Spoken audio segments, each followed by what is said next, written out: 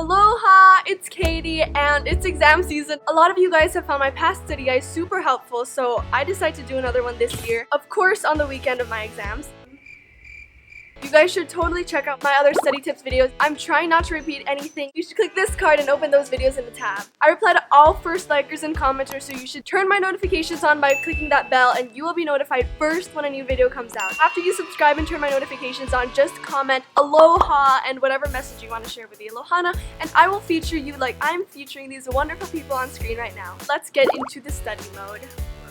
So before I even start studying, I start with organization. First thing I like to do is to create a super detailed plan. In this schedule, I try to account for every hour of the day. And I totally understand that we're not robots and we probably won't follow these because even I don't follow them, but I find that when I have something planned, I'm more likely to follow it. So in the end, I end up doing more work than I would have if I did not make a schedule. It's proven to be more optimal to study in 25-minute chunks with 5-minute breaks. It's called the Pomodoro technique. Check it out. And during these breaks, do productive procrastinating. I know it sounds a bit weird, but it just means that during your breaks, do something helpful, like getting active, and it just puts you in a much better mood to study. Something that wouldn't be productive is watching the next episode of Riverdale. You know you're gonna get hooked, so don't start. The study environment really matters, and I talk more about this in my how to A+ ace your exam video I did last year. After you're all organized, this is the study plan I normally follow. First, I like to find each subject's topic list or syllabus so that I can refer to this list of everything I should know going into the exam. Then rank these according to which topic you need more help with, and that is going to be your guideline for which topic you're going to spend more time on. Especially helpful if you're an IB or AP student. Use the official coursebook materials, the textbook, the online resources. Or 2, review your old notes, watch videos, something to familiarize yourself with that topic again. When you think you know everything, practice.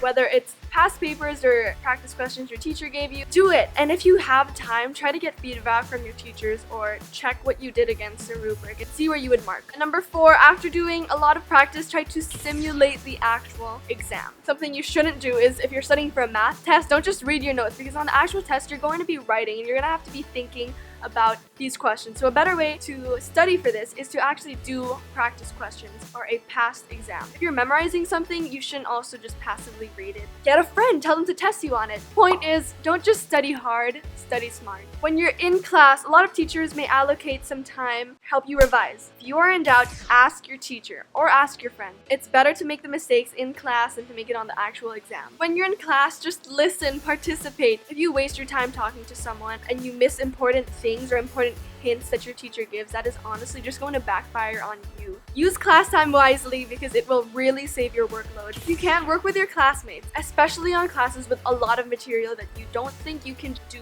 as well on your own. Saying goes, if you want to go fast, go alone, but if you want to go far, go together.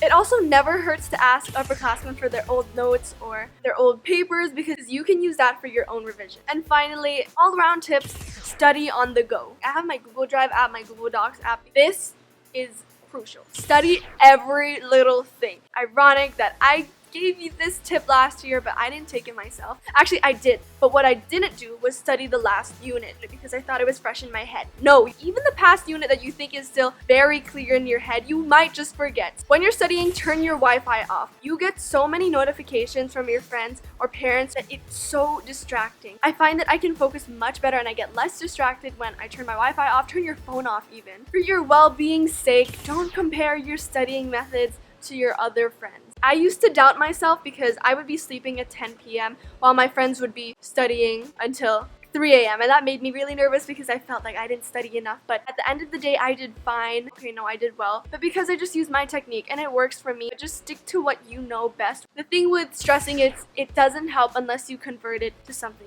useful. If you keep talking about how stressed you are, how doomed you are, that's not going to change anything. But if you use that to wake up, it's time to do work, then that can be good. But aside from that, just keep a positive attitude. It just helps in everything. On the exam day, sleep early. In the event for, let's say, English class, and you have to write an essay, if you sleep at 12 studying a specific prompt or topic that you're banking on to appear, but it doesn't appear, you will be utterly screwed. If you sleep early, on the other hand, your mind will be clear to think of new ideas on the spot. Get a good breakfast. Don't do something crazy. Stick to a breakfast that your body is used used to. Pack your items the day before. There's no time for stressing in the morning about things you didn't pack. Read the instructions super carefully on your test. Leave enough time to double check your answers and make sure that you did not leave a page. I also made this mistake. Nearly failed an exam before, but I missed the complete back page, and it was super easy when I saw it, and it sucked because I was sitting there trying to do the hard problems that I couldn't get. And there it was. In the back page, easy problems I could have gotten points for.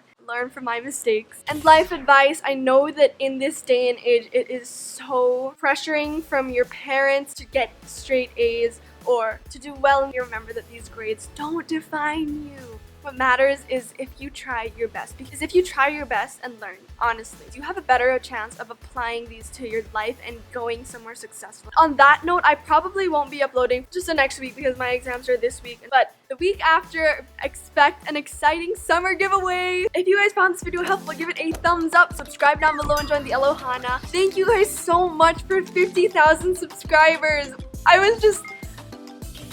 Some things are just too good to be described by words. Click here to watch more of my school study videos. I have a lot. Follow me on my social medias on your right. And check out my phone case collection. All of my proceeds are going to a fundraiser on water.org. I will link it down below. Check it out. I love you to paradise and back. And bye. Thanks for watching.